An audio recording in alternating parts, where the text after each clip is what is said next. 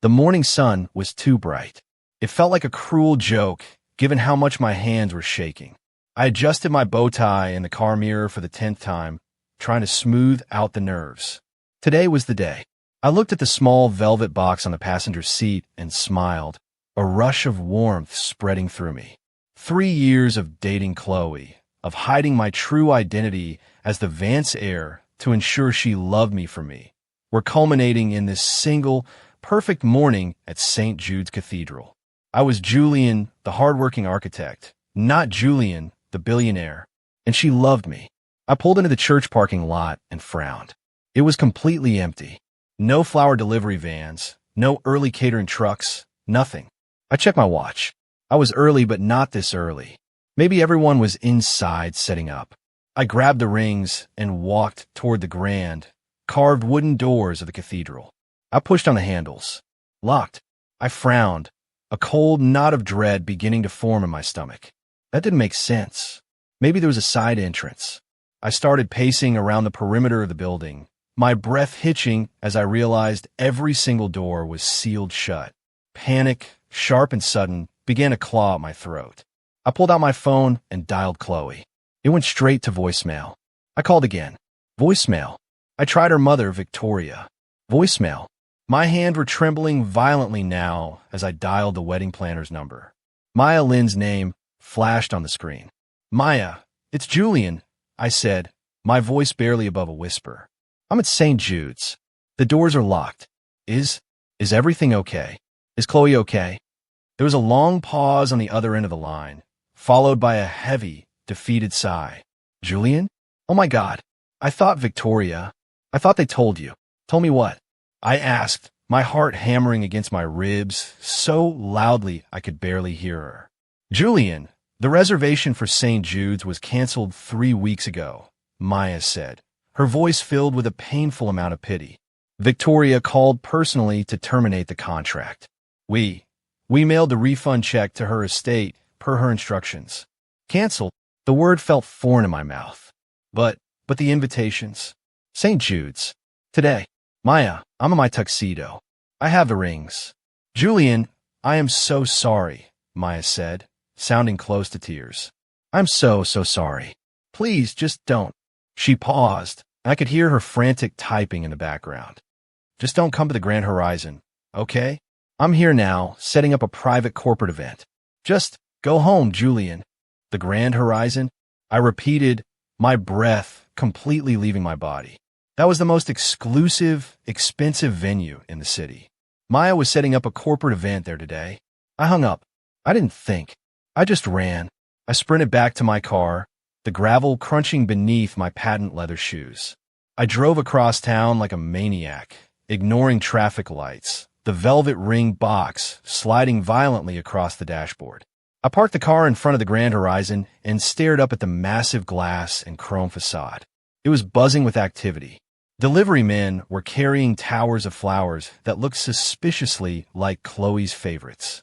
I walked inside, my heart feeling like it was being squeezed by a giant, icy hand. The lobby was bustling. I spotted Maya near the grand staircase, arguing with a florist. She saw me, and her face turned instantly pale. She ran toward me, her eyes wide with terror. Julian, what are you doing here? I told you to go home. My fiancée changed the wedding venue without me. I said, my voice sounding incredibly cold and calm to my own ears. The corporate event is my wedding, isn't it, Maya? Julian, please, she begged, grabbing my arm. Don't go up there. It's not what you think. Carter Montgomery is in there. Please, Julian. Carter, I asked. The name was like a dash of cold water to the face. The wealthy playboy. Chloe's ex. I pulled my arm away and sprinted up the stairs, ignoring Maya's screams. I followed the music, the familiar swell of Pachelbel's canon, toward the second-floor balcony that overlooked the main ballroom. I stepped onto the balcony and looked down. The ballroom was breathtaking. It was filled with white and pink roses, hundreds of candles, and the city's entire high society elite. And there, in the center of the aisle, was my Chloe. She was in the magnificent wedding dress she had claimed we couldn't afford.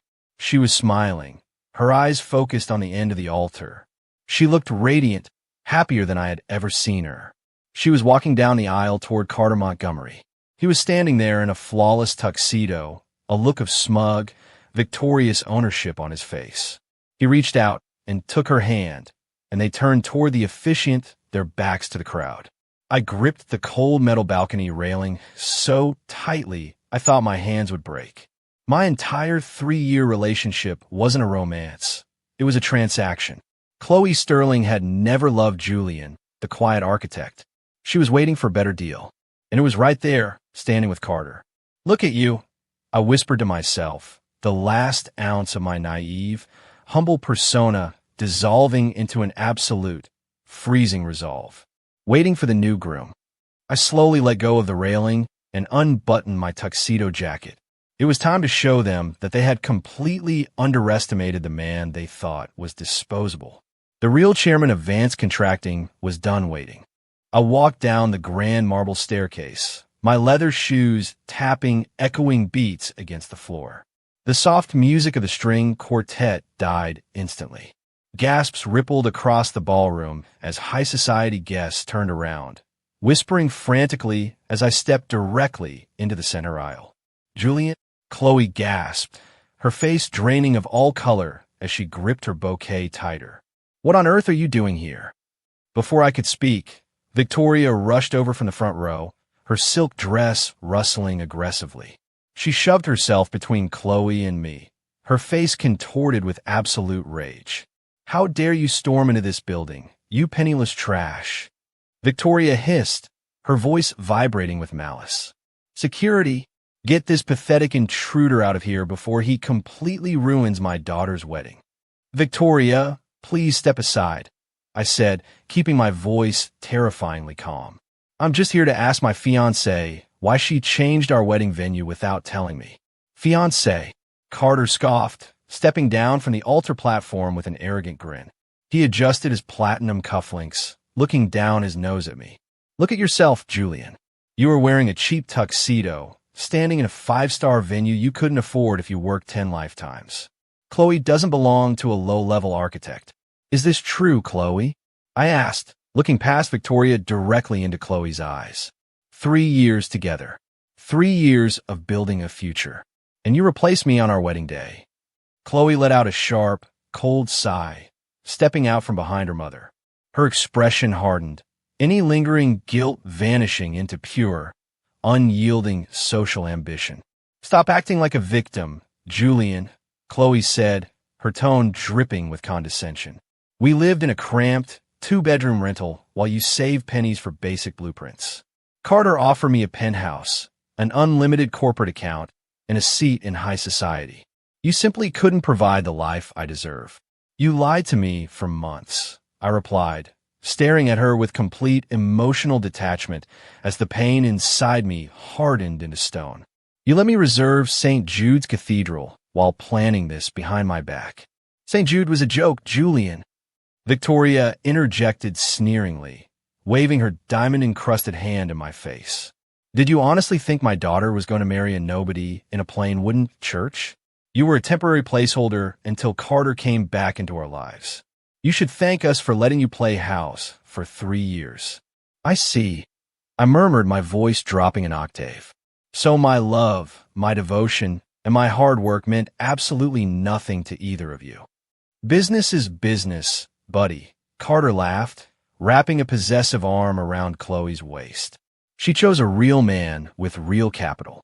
Now, get out of our sight before I have my security team throw you onto the street." Chloe reached down, unclasped the modest diamond engagement ring I had given her 2 years ago, and held it out toward me. The light caught the stone, a stark contrast to the massive, multi-carat ring Carter had placed on her finger. "Take it back, Julian," Chloe commanded coldly, her eyes devoid of any lingering affection. "I don't need your cheap tokens anymore. Leave now and save whatever tiny shred of dignity you have left." I stepped forward, taking the ring from her palm. The metal felt ice-cold against my skin. The crowded room remained dead silent, hundreds of wealthy eyes waiting for me to scream, beg, or break down in tears. I gave them nothing. I looked Carter dead in the eye, then turned my gaze to Chloe. You traded loyalty for a house built on sand, Chloe. I hope Carter's wealth is as real as you think it is. Are you threatening us? Carter sneered, crossing his arms defensively. I own half the commercial real estate projects in this city, you pauper. You are nothing. We will see, I said softly. I turned around without another word, slipping the simple ring into my pocket. I walked back down the center aisle, my posture completely upright, my shoulders broad. I didn't glance at the snickering guests or the whispering elites. I pushed open the grand glass doors of the Grand Horizon and stepped out into the pouring rain. The cold water instantly soaked through my suit jacket, running down my face, but I didn't feel the chill. I stood on the wet pavement, pulled out my phone with a steady hand, and dialed a private line I hadn't used in 3 long years. My older brother, Dominic, answered on the second ring. Julian, is everything okay? You're supposed to be saying your vows right now. Dominic, I said, my voice cutting through the heavy rain like a razor blade. Activate the Vance Contracting Master Portfolio. What happened? Dominic asked, his tone instantly shifting into serious executive mode. Chloe canceled our wedding to marry Carter Montgomery, I replied, staring at the glowing lights of the venue behind me. And she used my architectural blueprints to fund his new estate project. That arrogant family, Dominic growled. What do you want me to do, Chairman? Freeze every underlying mortgage Vance Contracting holds on Montgomery property, I ordered, stepping into my car. Audit their development permits by tomorrow morning. It's time to show them who actually owns this city. The rain drummed heavily against the roof of my sedan as I sat in the dark parking lot, staring at the blurred neon signs of the Grand Horizon. A sharp knock on my passenger window made me turn my head. I leaned over, unlocked the door, and Maya slid inside, shaking water off her raincoat. Julian, Maya gasped, pulling a thick manila folder from beneath her coat. I can't stay long. If Victoria sees me talking to you, she'll have me fired from the venue network. Why are you helping me, Maya? I asked, looking at her with genuine curiosity. You could lose your contract. Because what they did to you was evil, Maya said fiercely, thrusting the folder into my lap. I've managed weddings for 6 years, but I have never seen a family display such disgusting cruelty. Look at the files, Julian. It's worse than you think. I opened the folder under the faint dashboard light, my eyes scanning the stamped blueprints and financial statements. These are my private residential designs for the West Side Harbor project. How did Carter get these?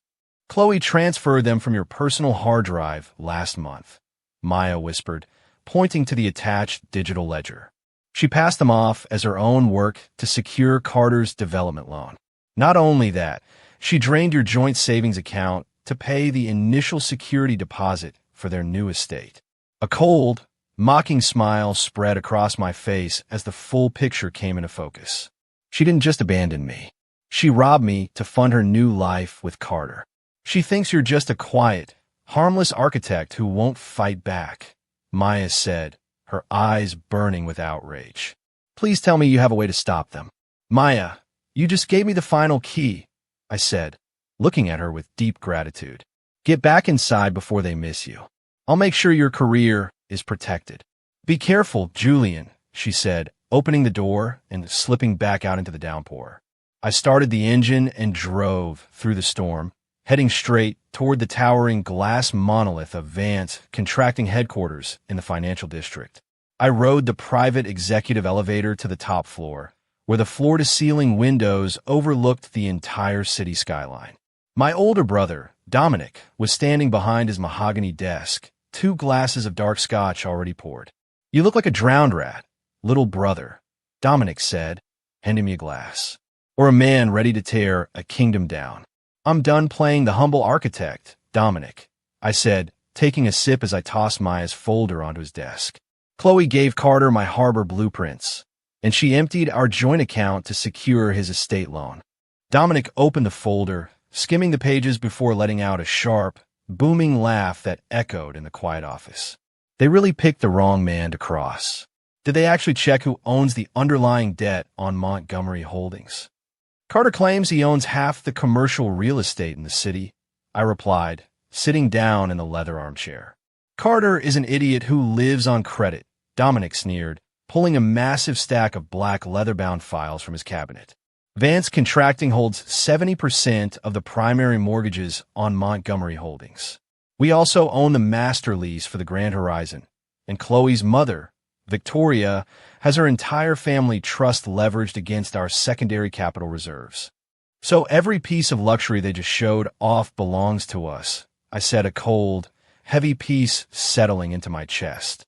Every single brick, Dominic confirmed, sliding 3 legal notices across the desk toward me alongside a heavy gold pen.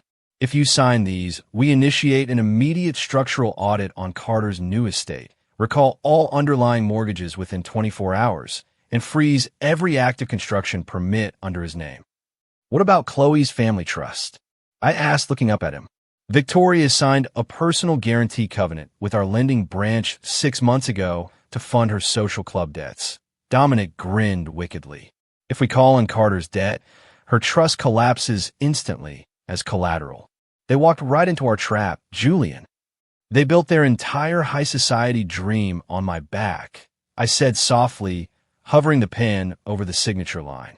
And they treated me like trash because I wore plain clothes. Sign it, Chairman, Dominic said, his voice dripping with authority. Let's show them what happens when you try to ruin a Vance.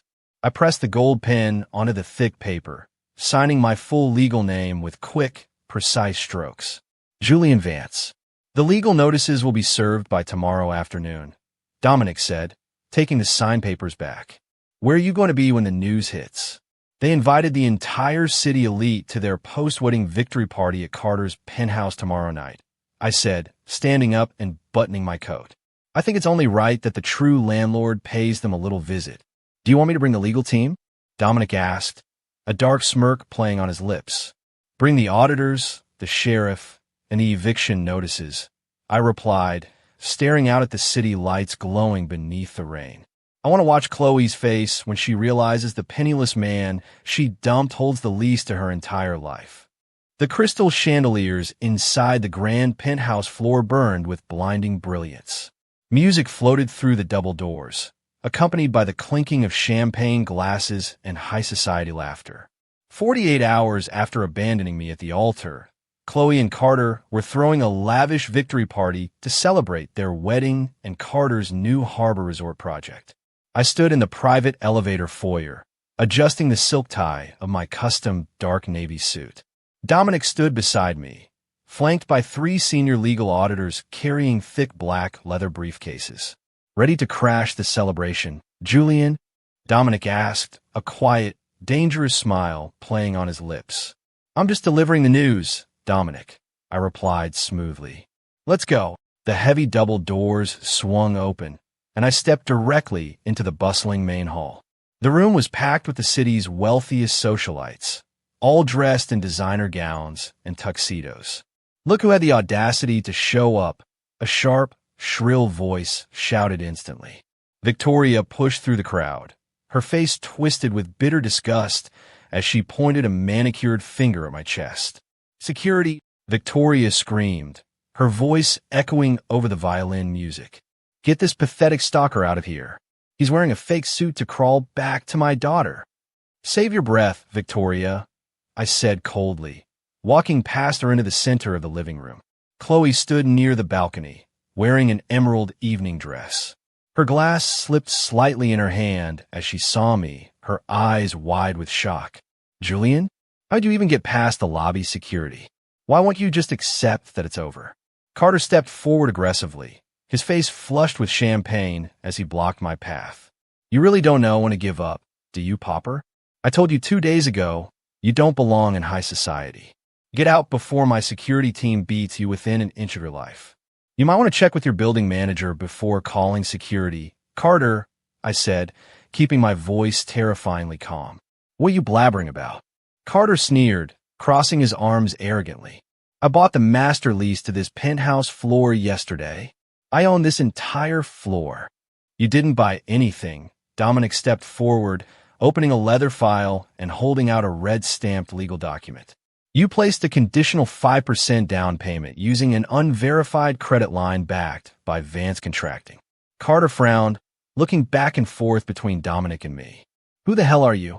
I am Dominic Vance, executive manager of Vance Contracting, my brother said, his voice carrying absolute, cold authority. And the man you call the pauper is my younger brother, Julian Vance, the sole heir and chairman of our entire corporate network. A heavy, suffocating silence fell over the room. Whispers broke out instantly among the high society guests as everyone stared at my custom suit, my posture, and my brother. Vance, Chloe gasped, her face draining of all color as she dropped her champagne flute onto the marble floor. The glass shattered, the sound ringing out like a gunshot. Julian, you're Vance? 3 years, Chloe, I said, looking her straight in the eyes. I lived simply because I wanted a woman who loved me for who I was, not my family's wealth. But you couldn't wait. No, that's impossible. Victoria shrieked, clutching her pearl necklace in total hysteria. You lived in a tiny apartment. You drove a plain sedan. You were just an architect. I'm an architect who built Vance Contracting's core holdings. I corrected her flatly. This is a bluff. Carter shouted, his face turning bright red as sweat began to glisten on his forehead. So what if you have money? My harbor project is fully funded. My construction permits are locked. Your harbor project was funded using stolen architectural blueprints, I said, taking a step closer to him. My blueprints, which Chloe downloaded from my private computer to give you. Chloe shrank back, her hands trembling violently. Julian, I didn't mean. Furthermore, Dominic interjected, sliding another stack of papers directly into Carter's chest. Vance Contracting holds 70% of the primary mortgages on Montgomery Holdings. Because you defaulted on your debt covenant this afternoon, we have executed an emergency asset freeze. An asset freeze? Carter stammered, his arrogant posture instantly collapsing as his hands shook, turning the pages frantically. You can't freeze my corporate accounts. Every single dollar under the Montgomery name is frozen as of 5 minutes ago, Dominic stated coldly. We have also officially revoked your construction permits for the harbor project and issued an immediate eviction notice for this penthouse. Eviction, Victoria shrieked, looking at Carter in horror. Carter, do something. Tell them they're wrong. Carter looked at the legal notices, his eyes darting back and forth in total, desperate panic. My bank accounts, I can't access my credit lines. You have 2 hours to clear your personal belongings out of this building, I said, my voice dropping into an unshakable, freezing quiet that echoed across the quiet ballroom. Every piece of luxury in this room belongs to Vance Contracting. Chloe stepped toward me, tears streaming down her face, her voice cracking with deep, terrifying doubt. Julian, please, look at me. I was confused. My mother pushed me into Carter's arms. I didn't know. You knew exactly what you were doing when you gave him my work, I said, looking at her with absolute emotional indifference. You chose his wealth over my loyalty. Now you get to share his debt. Julian, please, she begged, reaching out her trembling hand to touch my sleeve. We can fix this. I love you. I've always loved you. I stepped back, letting her hand fall uselessly into the empty air. The only thing you loved was the idea of high society. Enjoy the eviction, Chloe. I turned my back on them, walking alongside Dominic toward the elevator. Behind us, the room exploded into chaotic shouting as Victoria screamed at Carter. Carter screamed at his legal team, and Chloe wept hysterically on the marble floor. The power dynamic had shifted forever, and their downfall had officially begun. The glass walls of the sterling glass corporate boardroom overlooked the overcast skyline, but inside, the air was thick with suffocating desperation. I sat at the far end of the long mahogany table, flanked by Dominic and our senior financial auditors. Across from us, Victoria clutched her pearl necklace with pale, trembling hands, while Carter frantically flipped through stacks of bank notices, his forehead dripping with sweat. There has to be a mistake, Victoria shrieked, slamming her palms onto the polished wood. Our family trust has operated in this city for 30 years. You cannot simply freeze our operational accounts. It is not a mistake, Victoria, Dominic replied smoothly, sliding a fresh ledger across the table. Your trust signed a secondary capital covenant with Vance Contracting 6 months ago. The moment Montgomery Holdings defaulted, your trust acted as automatic collateral. Carter, call your primary investors. Victoria demanded, turning her wild, terrified gaze onto her new son-in-law. Tell them to wire the emergency liquidity reserves right now. I already called them 5 times, you idiot. Carter snapped viciously, throwing his phone onto the table. Every major lending institution in this state has completely blacklisted my name. The moment Vance Contracting issued that fraud notice regarding the stolen blueprints, my credit line turned to poison. Chloe sat silently next to Carter, her eyes wide, red-rimmed, and swollen from crying. Carter, what about our wedding gifts? What about the offshore accounts you promised me? Shut up, Chloe, Carter yelled, rounding on her with pure, unadulterated venom. Offshore accounts? I spent my last remaining liquid capital funding the deposit for that penthouse. I only rushed into this marriage because your mother swore your family trust was backed by heavy industrial assets. You lied to us, Victoria gasped, her jaw dropping in complete horror. You said you owned half the commercial real estate in the city. I own mortgages, Carter roared, pacing back and forth like a trapped animal. Mortgages that were secretly underwritten by Julian's family firm. If I had known this worthless architect was actually the chairman of Vance Contracting, I wouldn't have touched your pathetic, social climbing family with a 10-foot pole. Don't you dare talk to my mother like that, Chloe cried out, her voice trembling with deep shock. You told me you loved me. You promised me a life of luxury. Love you. Carter let out a harsh, cruel laugh that echoed off the cold glass walls. I used you to get those harbor blueprints. You brought me stolen designs, dragged me into a massive corporate lawsuit, and destroyed my family's legacy in 48 hours. You and your mother are absolute financial poison. You coward, Victoria screamed, standing up so fast her chair fell backward onto the carpet. We gave you our daughter. Keep her, Carter sneered, grabbing his leather briefcase from the floor. I am filing for an immediate marriage annulment before your debt collectors start coming after my personal name. We are completely finished. Carter, wait. Chloe sobbed, reaching out to grab his jacket sleeve. You can't just leave me here.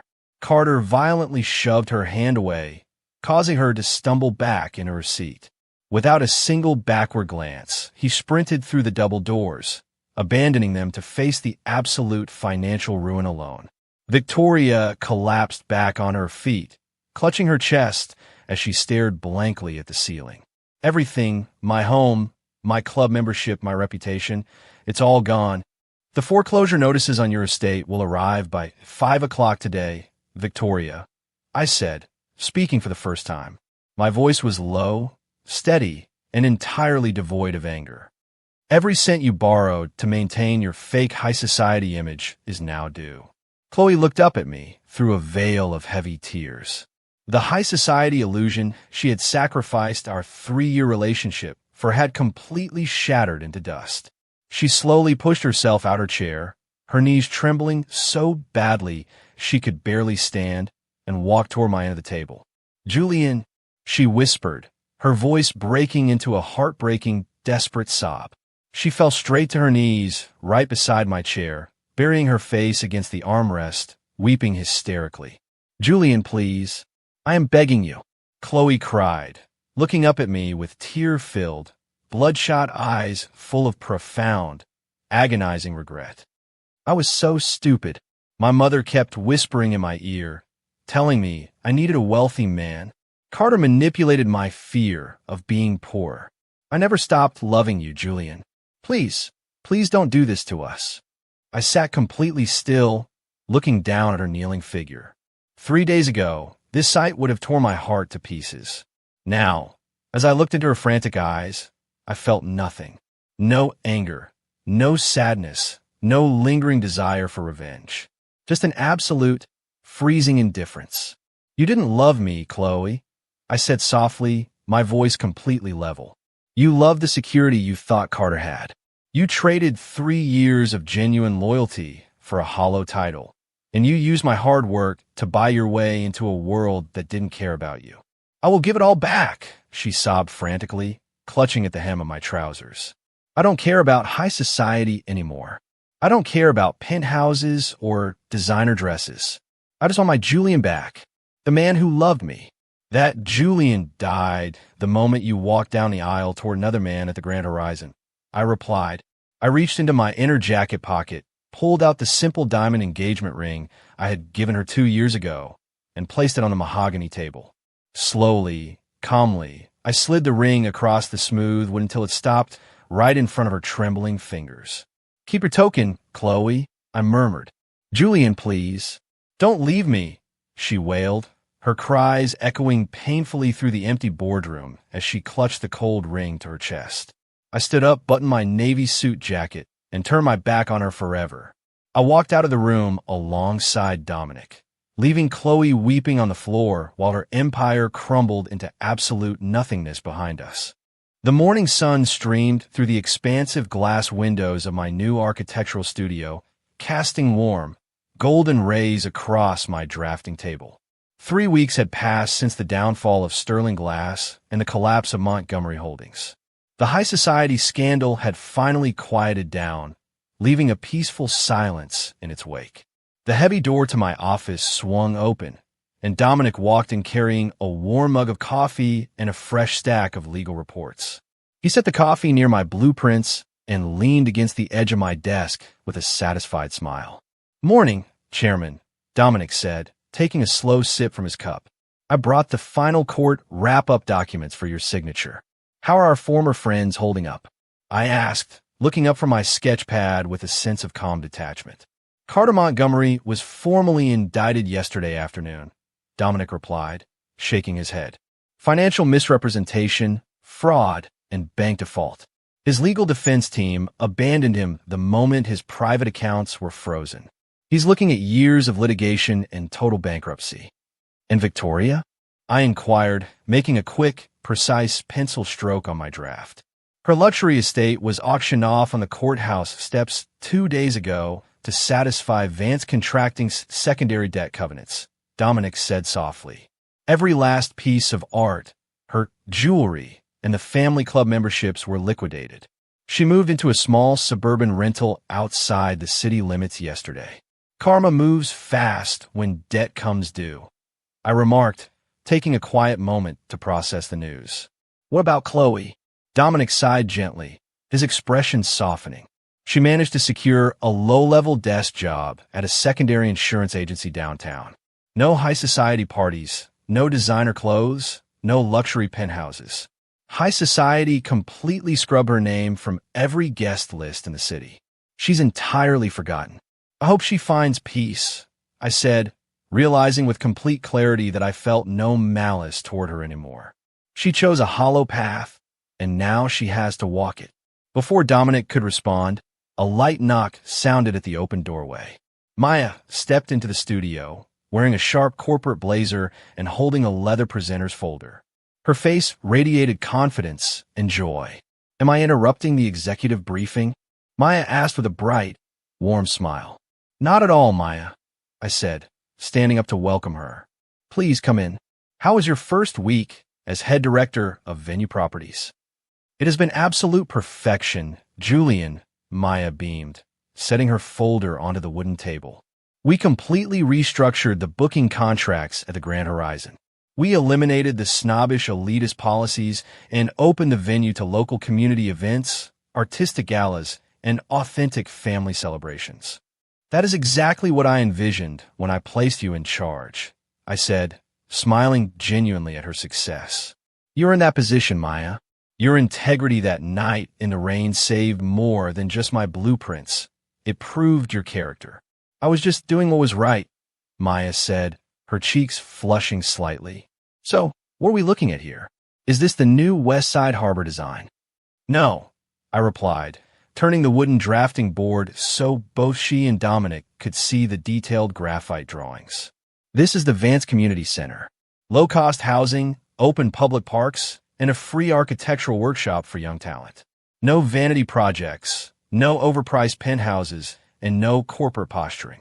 Dominic looked down at the blueprints, a deep look of pride washing over his face.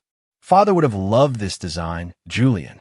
This is what Vance Contracting was originally built on before we let high society contracts distract us.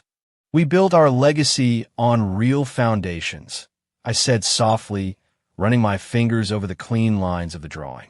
It's time we got back to our roots. It's beautiful, Julian, Maya said softly, looking at the intricate details of the Central Park layout. When do we break ground? Next month, I answered, looking back and forth between Maya and my brother.